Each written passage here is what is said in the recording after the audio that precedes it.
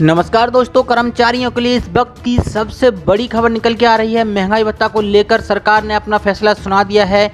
इसी के साथ पेंशन में सरकार ने बड़े बदलाव कर दिए हैं। इस खबर को हर कर्मचारी के लिए जानना बेहद ज़रूरी है।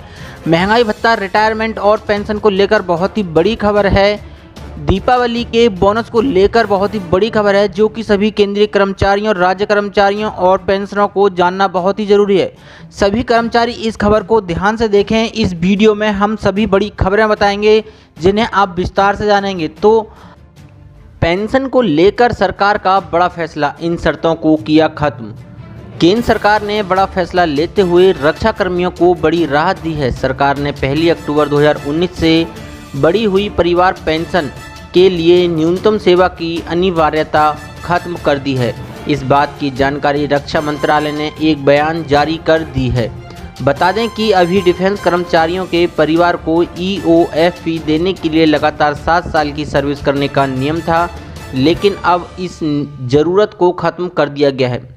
बढ़ी हुई EOFP जहां आर्म्ड फोर्स के कर्मचारियों को पिछली सैलरी की 50% है, वहीं ऑर्डिनरी फैमिली पेंशन यानी OFP कर्मचारियों को पिछली सैलरी की 30% होती है। मंत्रालय ने अपने बयान में कहा है कि EOFP डिफेंस कर्मचारियों का पिछले वेतन का 50% होता है और सर्विस के दौरान कर्मचारी की मौत होने की तारीख से 10 साल के लिए दी जाती है। उन्होंने कहा कि लगातार 7 साल की सर्विस की अनिवार्यता समाप्त करने की अवधि 1 अक्टूबर 2019 से लागू होगी।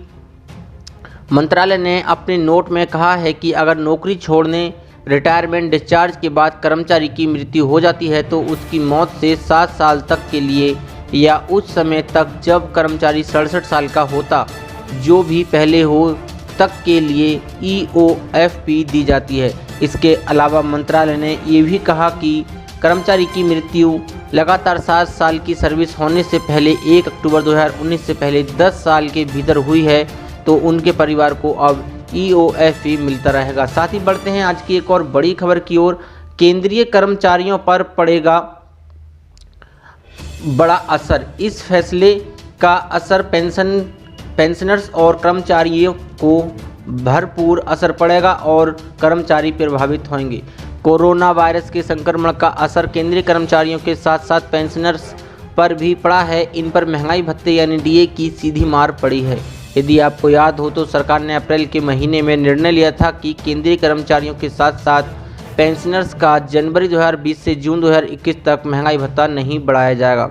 सरकार के निर्णय पर एक नज़र डालें तो जनवरी 2020 से DA में बढ़ोतरी की जो घोषणा हुई थी वह भी लागू नहीं की गई है। यही नहीं, इसका असर जून 2021 तक रहेगा। इस खबर के बाद केंद्रीय कर्मचारियों और पेंशनर्स में मायूसी छा गई है। इस तय सीमा के बाद सरकार का क्या निर्णय लेगी, इस पर सबकी निगाहें टिकी हुई हैं। सरकार के इस निर्णय से थोड़ा लाभ ये होगा कि देश के राजस्व में बढ़ोतरी होगी। इधर रिटायरमेंट को लेकर भी सरकार की ओर से कुछ कड़े कदम उठाए गए हैं। कार्मिक मंत्रालय के आदेश ने लोगों को चिंता में डाल दिया है। दरअसल मंत्रालय ने कर्मचारियों के रिटायरमेंट से पहले इससे संबंधित एक आदेश जारी किया है। केंद्र सरकार ने अपने सभी विभागों से नौकरी में 30 साल पूरे कर चुके कर्मचारियों के सेवा रिकॉर्ड की समीक्षा कर अक्षम या भ्रष्ट कर्मचारियों को चिन्हित करने और उन्हें जनहित में समय से पहले सेवानिवृत्ति करने को कहा गया है। कार्मिक मंत्रालय के एक आदेश में यह कहा गया है कि केंद्रीय सिविल सेवा नियम 1972 के मौलिक नियम FR 56J और 56I तथा नियम 48(1)B के तहत कर्मचारियों के कार्य प्रदर्शन की समीक्षा की जाती है, जो उचित प्राधिकार को किसी सरकारी सेवक को जनहित में आवश्यक लगने पर सेवानिवृत्ति करने का संपूर्ण अधिकार देता है। पिछले साल भी हटाए गए थे ऐसे कर्मचारी। नरेंद्र मोदी सरकार ने पिछले साल भी अक्षम या भ्रष्ट कर्मचारियों को नौकरी से हटाया था। ऐसे कर्मचारियों को मोदी सरकार ने जबरन रिटायरमेंट दे दिया था। इस कोरोना काल में केंद्र की मोदी सरकार ने जनहित के मामलों में कई कदम उठाए हैं, जिसने लोगों को राहत दी है, जैसे गरीबों को फ्री में अनाज उपलब्ध कराना, लोन में राहत देना, जनधन खातों में पैसे भेजना आदि। साथ ही बढ़ते हैं आज की एक और बड़ी खबर की ओर। किसान कानून के खिलाफ राहुल गांधी की रैली आज पंजाब से हरियाणा में दाखिल हुए थे। खट्टर बोले, भीड़ के साथ नहीं घुसने देंगे। कांग्रेस नेता राहुल गांधी की ट्रैक्टर रैली को लेकर अब जमीन पर तकरार की नौबत आ गई है। राहुल आज पंजाब से हरियाणा पहुंच रहे थे और हरियाणा सरकार ने ऐलान कर दिया था कि भीड़ के साथ आने पर राहुल के लिए नो एंट्री होगी। पंजाब तक तो राहुल के लिए मामला घरेलू जैसा है, क्योंकि यहाँ कांग्रेस की सरकार है। सीएम कैप्टन अमरिंदर खुद राहुल के 22 कैप्टन बने हैं, लेकिन ट्रैक्टर हरियाणा की तरफ मुड़ते ही तकरार शुरू हो गई। मुख्यमंत्री खट्टर भीड़ के साथ आने पर नो एंट्री का बोर्ड लिए तैयार बैठे। सीएम मनोहर लाल खट्टर ने कहा, लोकतंत्र में हर किसी को अपनी बात कहने का अधिकार है, हमें इससे कोई आपत्ति नहीं है। केवल लॉ एंड ऑर्डर की स्थिति को वे अपने हाथ में ना लें। अगर वो झुंड बनाकर पंजाब की तरफ से आगे आएंगे तो ऐसा नहीं करने दिया जाएगा। गृह मंत्री अनिल विज राहुल को रोकने के लिए 2 कदम आगे बढ़ गए हैं। अनिल विज ने राहुल के लश्कर को हुंडदंगियों की टोली बता दी। इस बयान को लेकर कांग्रेसियों ने अनिल विज को घेरना शुरू कर दिया और राहुल को रोकने की चुनौती भी दे डाली। पंजाब के पटियाला जिले के दूधन साधन में एक जनसभा करेंगे, जिसके बाद ट्रैक्टर रैली शुरू की थी, जो 10 किलोमीटर दूरी तय करके हरियाणा के पेहोवा में प्रवेश करी थी। पेहोवा में वह जनसभा को संबोधित किया। इसके बाद राहुल गांधी कुरुक्षेत्र गए थे और एक रात वहां आज रुकेंगे। बुधवार सुबह पीपली मंडी से उनकी यात्रा शुरू होगी, जहां से वह नीलोखेड़ी जाएंगे। इसके बाद वह करनाल जाएंगे, जहां से ट्रैक्टर रैली शुरू होगी। साथ ही बढ़ते हैं आज की एक और बड़ी खबर की ओर। सोना चांदी की कीमत में फिर बड़ी गिरावट, खरीदने वाले ना गंवाएं मौका। जी हां, अगर आप सोना चांदी के खरीदार हैं तो ये खबर आपके लिए बहुत ही मायने रखती है। इन दिनों सोना चांदी के दाम में काफ़ी उलटफेर देखने को मिल रहा है। बढ़ते घटते दाम को देखकर लोगों में भी खरीदारों को लेकर असमंजस की स्थिति बनी हुई है। सर्राफा बाजार में रोज उतार चढ़ाव देखने को मिल रहा है। सोमवार को सोना 389 रुपये की गिरावट के साथ 51,192 रुपये प्रति 10 ग्राम पर पहुंच गया। HDFC सिक्योरिटीज़ ने यह जानकारी दी कि सोने का पिछला बंद भाव 51,581 रुपये प्रति 10 ग्राम था। चांदी के रेट भी 466 रुपये की गिरावट के साथ 61,900 रुपये प्रति किलो रह गया है। पिछले सत्र में इसका बंद भाव 62,368 रुपये था। अंतर्राष्ट्रीय बाजार में सोना गिरावट के साथ $1,892 प्रति औंस पर ट्रेंड रहा, जबकि चांदी का भाव $23.81 प्रति औंस पर सपाट बना हुआ था। चांदी वायदा भाव सोमवार को मांग कमजोर रहने से 545 रुपये घटकर 60,600 रुपये प्रति किलो रह गया। हाजिर बाजार में मांग कमजोर रहने से वायदा बाजार में भी सटोरियों की बिकवाली का जोर रहा। मल्टी कमोडिटी एक्सचेंज में चांदी दिसंबर वायदा अनुबंध 545 रुपये यानी 0.89% गिरकर 60,600 रुपये प्रति किलोग्राम रह गया। इस अनुबंध में 16,180 लॉट के लिए सौदे किए गए। वहीं न्यूयॉर्क में चांदी का भाव 0.18% घटकर $23.99 प्रति औंस रह गया। दुनिया भर के अधिकार शेयर बाजार कोरोना की वजह से आई गिरावट से मजबूती से लड़ते हुए रिकवर कर रहे हैं। वहीं दूसरी ओर सोना अपना ऑल टाइम हाई छूकर वापस आ चुका है। आए दिन सोने की कीमतों में उतार चढ़ाव देखने को मिल रहा है। अब सवाल ये उठता है कि क्या सोना भी कोरोना काल से पहले वाली स्थिति में लौट आएगा, क्योंकि ये ट्रेंड देखा गया है कि शेयर बाजार मजबूत होता है तो सोना कमज़ोर होता है और इसका उल्टा भी होता है। तो क्या सोना अभी और सस्ता होगा, क्योंकि जनवरी में सेंसेक्स 41,000 के करीब था, तब सोने की कीमत भी 41,000 के करीब थी। साथ ही बढ़ते हैं आज की एक और बड़ी खबर की ओर। रेलवे बोर्ड ने रेल कर्मियों के नाइट ड्यूटी भत्ते पर चलाई कैंची, बदले नियम, सिर्फ इन कर्मचारियों को होगा लाभ। रेलवे बोर्ड ने रेल कर्मचारियों को मिलने वाले रात्रिकालीन ड्यूटी भत्ते पर बड़ा फैसला लिया है। नए नियम के अनुसार जिन रेल कर्मचारियों का मूल वेतन 43,600 रुपये है या इससे कम है, अब केवल उसी को रात्रिकालीन ड्यूटी भत्ता दिया जाएगा। इससे पहले तक ऐसी कोई रोक नहीं थी। बहरहाल रेलवे की ओर से नई व्यवस्था को लागू होने के बाद लोको पायलट सहित टिकट चेकिंग कर्मी, guard, station master night duty भत्ते के बाहर होंगे। इस आदेश के आने के बाद नॉर्दर्न रेलवे में यूनियन लखनऊ मंडल की ओर से इसका विरोध करने की बात कही गई है। Northern railway men's union Lucknow मंडल मंत्री आर के पांडे ने बताया कि ये फैसला रेल कर्मचारी विरोधी है और इसका पुरजोर विरोध किया जाएगा। दूसरी ओर उत्तर रेलवे के लोको और आलमबाग कारखाने की इलेक्ट्रिकल ब्रांच के चुनाव में मणिकांत शुक्ल अध्यक्ष और प्रताप भानु सिंह शाखा मंत्री चुने गए हैं। नॉर्दर्न रेलवे की ओर से पदाधिकारियों की चयन सूची जारी की गई। शाखा के अन्य पदाधिकारियों में उपाध्यक्ष पद पर दीपा शुक्ला, दिवाकर मिश्र, मनोज कुमार, अरविंद कुमार और वीरेंद्र कुमार यादव चुने गए। सहायक सचिव पद पर अर्जुन चोपड़ा और राजीव कुमार पांडे को चुना गया, जबकि कोषाध्यक्ष पद की जिम्मेदारी अवधेश कुमार को मिली।